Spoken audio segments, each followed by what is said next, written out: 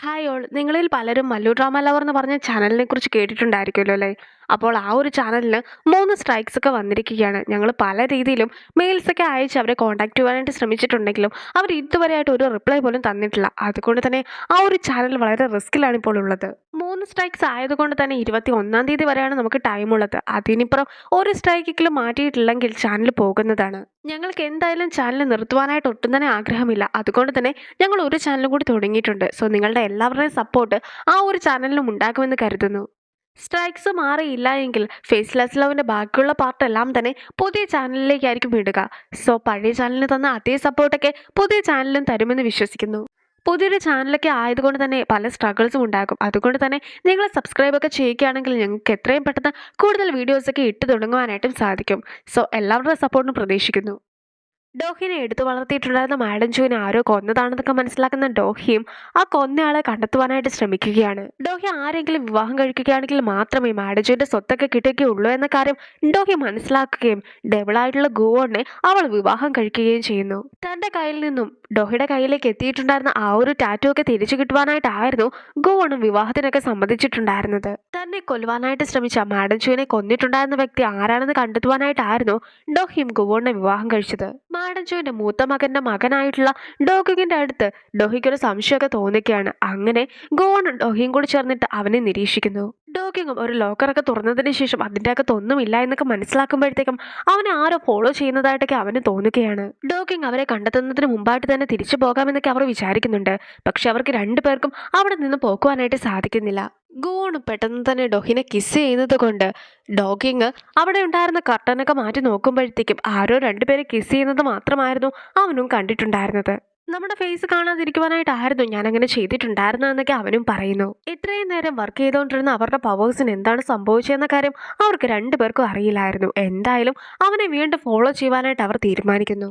അവൻ എങ്ങോട്ടാണ് പോയതെന്നറിയാതെ അവളും ലോക്കറിന്റെ അടുത്തേക്കൊക്കെ ഓടി കഴിയുമ്പോഴത്തേക്കും ഇവരവിടെ ഇരുന്നപ്പോൾ മുതൽ 3 ഫോട്ടോസൊക്കെ ആ ഒരു സ്റ്റുഡിയോ തനിയെ എടുത്തിട്ടുണ്ടായിരുന്നു.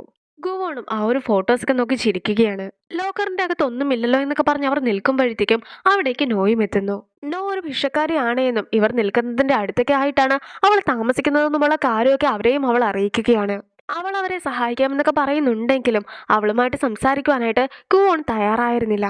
മിന്നുന്നതെല്ലാം അധികം നാൾ ഉണ്ടാക്കുകയില്ല എന്നൊരു നിർദ്ദേശമൊക്കെ അവളും അവരോട് പറയുകയാണ്. പക്ഷെ അവര് അത് കാര്യമാക്കാതെ നടന്നു പോകുമ്പോഴത്തേക്കും അടുത്തുണ്ടായിരുന്ന ഒരു ക്ലോക്കിലും ലൈറ്റ്സ് ഒക്കെ മിന്നുന്നതായിട്ട് കാണിക്കുന്നു. ഗുവോണിന് തന്റെ പവേഴ്സൊക്കെ നഷ്ടപ്പെട്ടെന്നൊരു സംശയമൊക്കെ തോന്നുകയാണ്. അതുകൊണ്ട് തന്നെ ഡോഹയുടെ കൈ പിടിച്ചതിന് ശേഷം അവിടെ ഉണ്ടായിരുന്ന ഒരു ചെറിയ ചെടിയുടെ ഭാഗമൊക്കെ അവനും എടുത്തു നോക്കുന്നു. പിന്നീട് അവളുടെ കൈ പിടിച്ച് കഴിയുമ്പോഴത്തേക്കും ആ ഒരു ചെടിയിൽ തനിയെ പൂവൊക്കെ ഉണ്ടാകുന്നതായിട്ടും അവൻ ശ്രദ്ധിക്കുന്നു. എന്തായാലും ഡോഗിങ്ങിനെ കണ്ടെത്തുവാനായിട്ട് അവർ രണ്ടുപേരും കൂടി പോയി കഴിയുമ്പോഴത്തേക്കും ആ ഒരു പൂവും പെട്ടെന്ന് തന്നെ വാടുന്നതായിട്ടൊക്കെ കാണിക്കുന്നു. ഡോഗിങ് ഇപ്പോൾ വീട്ടിലേക്കൊക്കെ എത്തിയിരിക്കുകയാണ്. ഡോഹിയും ഗുവോണിന്റെ അടുത്ത് നിൽക്കുമ്പോഴെല്ലാം തന്നെ അവൻ നേരത്തെ കിസ് ചെയ്തതിനെ കുറിച്ചായിരുന്നു ഓർക്കുന്നതും. ഈ അടുത്തായിട്ട് നീ എന്തൊക്കെ കാര്യങ്ങളാണ് ചെയ്യുന്നതെന്ന് നിന്റെ അച്ഛൻ എന്നോട് ചോദിച്ചിട്ടുണ്ടായിരുന്നു.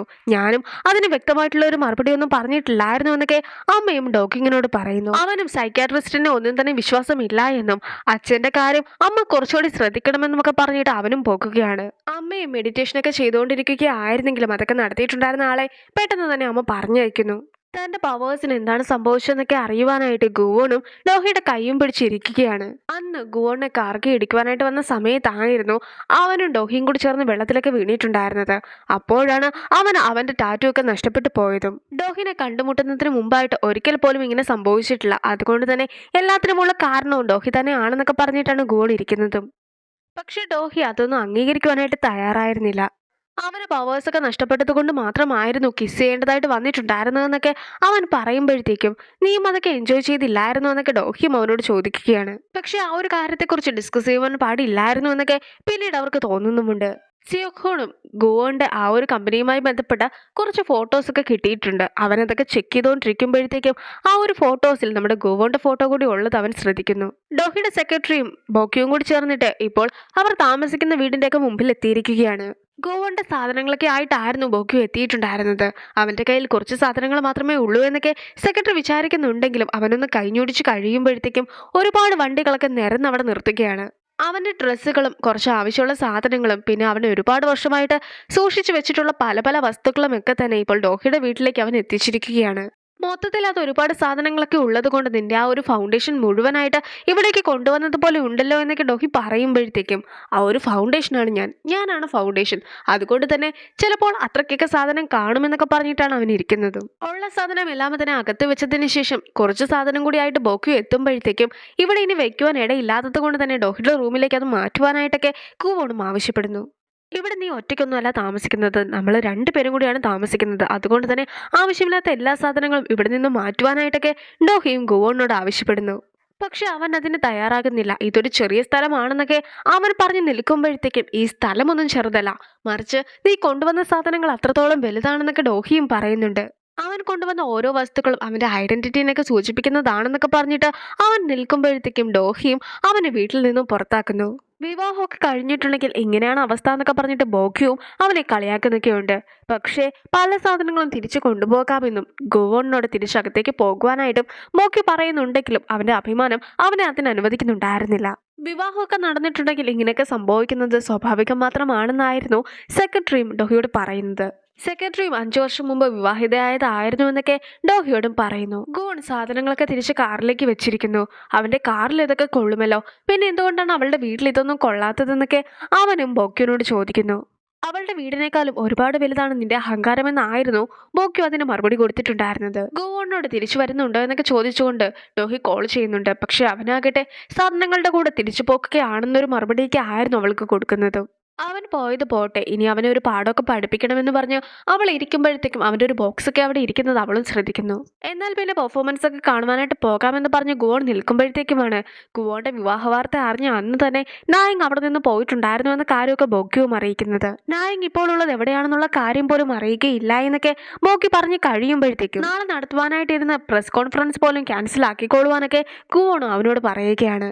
ഗുവോണിന്റെ ബോക്സൊക്കെ തുറന്ന് നോക്കി കഴിയുമ്പോഴത്തേക്കും കുറെ പുരാതന വസ്തുക്കളൊക്കെ ആയിരുന്നു അതിലുണ്ടായിരുന്നതും. നമ്മൾ തമ്മിൽ ശരിക്കും ഒരു ബന്ധമില്ലെങ്കിൽ പോലും നമ്മളൊരു ഫാമിലിനെ പോലെ ആയിരുന്നു ഉണ്ടായിരുന്നത്.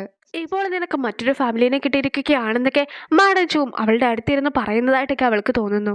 ഗുവോണിനെ കുറിച്ച് കുറച്ച് അത്യാവശ്യമായിട്ടുള്ള കാര്യങ്ങളൊക്കെ ഡോഹിയോട് സംസാരിക്കുവാനുണ്ടെന്നൊക്കെ പറഞ്ഞിട്ട് സെഹോണും ഡോഹിനെ കോൾ ചെയ്യുകയാണ്. ഗുവോൺ ഒരു സമാധാനമൊക്കെ കിട്ടുവാനായിട്ട് സ്വന്തം കാറിലിരിക്കുകയാണ്. അതിൻ്റെ ഇടയ്ക്ക് കാർ നിറയെ വസ്തുക്കളൊക്കെ ആയതുകൊണ്ട് തന്നെ അവനും കുറച്ച് സാധനങ്ങളൊക്കെ മാറ്റിവെക്കുന്നു. സെഹോണും വീടിനകത്തേക്കൊക്കെ കയറി കഴിയുമ്പോഴത്തേക്കുമാണ് ഗുവോണും ആ ഒരു വീട്ടിലൊക്കെ താമസം തുടങ്ങിയിട്ടുണ്ടെന്നുള്ള കാര്യവും അവൻ മനസ്സിലാക്കുന്നത്. നിനക്ക് ഗുവോണിനെ കുറിച്ച് എത്രത്തോളം കാര്യങ്ങളൊക്കെ അറിയാമെന്ന് അവൻ ഡോഹിയോട് ചോദിക്കുകയാണ്. അവനെക്കുറിച്ച് അറിയാൻ മാത്രം അത്രത്തോളം കാര്യങ്ങളൊന്നും ഇല്ല എന്നായിരുന്നു ഡോഹിയുടെ മറുപടി.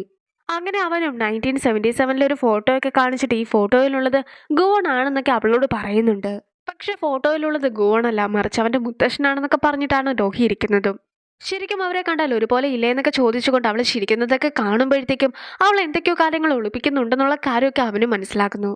ഡോഹി വിവാഹം ചെയ്ത ആളെക്കുറിച്ചുള്ള കൂടുതൽ ഡീറ്റെയിൽസ് എന്നൊക്കെ പറഞ്ഞിട്ട് ഇന്റർനെറ്റിൽ അവനും ഒരു ഫോട്ടോയൊക്കെ കാണിക്കുകയാണ്. പക്ഷെ അപ്പോഴേക്കും ഫോണിന്റെ സിഗ്നലും പോകുന്നു. അതിലെന്താണ് എഴുതിയിട്ടുള്ളതെന്നൊക്കെ അറിയുവാനായിട്ട് അവനും ഫോണൊക്കെ പൊക്കി പിടിച്ചൊക്കെ നോക്കുന്നുണ്ട്. അപ്പോഴേക്കും സ്യോഹോണും അവിടേക്ക് എത്തിയിട്ട് അവന്റെ ഫോണൊക്കെ തട്ടിപ്പറിക്കുന്നു. എനിക്ക് നിന്നോട് കുറച്ച് കാര്യങ്ങളൊക്കെ സംസാരിക്കുവാനായിട്ടുണ്ടെന്നൊക്കെ സ്യോഹോൺ പറയുന്നുണ്ടെങ്കിലും അവൻ അത്രയ്ക്ക് മൈൻഡൊന്നും ചെയ്തിട്ടുണ്ടായിരുന്നില്ല. പക്ഷേ ഞാനും ഡോഹിയും കൂടി കുറച്ച് കാര്യങ്ങളൊക്കെ സംസാരിച്ചിട്ടുണ്ടായിരുന്നു, നിനക്കും അത് അറിയണ്ടേ എന്നൊക്കെ ചോദിക്കുമ്പോഴത്തേക്കും ഗുവോണും അവൻ്റെ ഒപ്പം പോകാമെന്ന് സമ്മതിക്കുന്നു. നീയും ഡോഹിയും കൂടി എൻ്റെ അടുത്ത് നിന്നും എന്തൊക്കെയോ കാര്യങ്ങൾ മറയ്ക്കുന്നുണ്ട്, അതെന്താണെന്നൊക്കെ സെഹോൺ ചോദിക്കുമ്പോഴത്തേക്കും അതൊന്നും അങ്ങനെ പറയുവാൻ സാധിക്കുകയില്ല, ഞങ്ങൾ തമ്മിലുള്ളത് ഒരു സ്പെഷ്യൽ റിലേഷൻഷിപ്പ് ആണെന്നൊക്കെ പറഞ്ഞിട്ടാണ് ഗുവോൺ ഇരിക്കുന്നത്.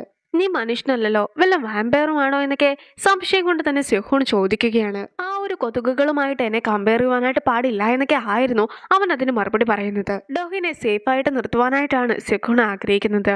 അതുകൊണ്ട് തന്നെ ഗുവോണിനെ കുറിച്ചുള്ള കൂടുതൽ ഡീറ്റെയിൽസ് ഒക്കെ കണ്ടെത്തുവാനായിട്ട് അവൻ ശ്രമിച്ചിട്ടുണ്ടായിരുന്നു. പക്ഷേ നീ കാരണം ഡോഹിക്ക് എന്തെങ്കിലും സംഭവിക്കുമെന്ന് എനിക്ക് തോന്നുകയാണെങ്കിൽ ഞാൻ ഒരിക്കലും നിന്നെ വെറുതെ വിടുകയില്ല എന്നൊക്കെ സെഹോണും ഗുവോണിനോട് സംസാരിക്കുന്നു.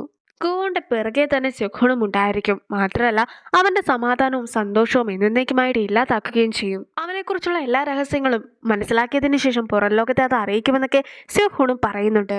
പതിയെ പതിയെ തടിയൊക്കെ തിന്നുന്ന ഒരു ചെറിയ ചിതലിന് പോലും ഒരു വീട് മുഴുവനായിട്ട് ഇല്ലാതാക്കുവാനായിട്ട് സാധിക്കുമെന്നൊക്കെ സെഹോൺ പറയുമ്പോഴത്തേക്കും അതിന് ഞാൻ തടി കൊണ്ടുണ്ടാക്കിയതല്ല, മറിച്ച് കോൺക്രീറ്റ് കൊണ്ടുണ്ടാക്കിയതാണെന്നൊക്കെ പറഞ്ഞിട്ട് ഒരു ഡയലോഗ് അടിച്ചുകൊണ്ട് ഗുവോണും പോകുന്നു. ആ ഒരു സീനോട് കൂടി ഈ ഒരു വീഡിയോ അവസാനിപ്പിക്കുകയാണ്. അടുത്തൊരു വീഡിയോ ആയിട്ട് ഇത്രയും കാണാം. ബൈ.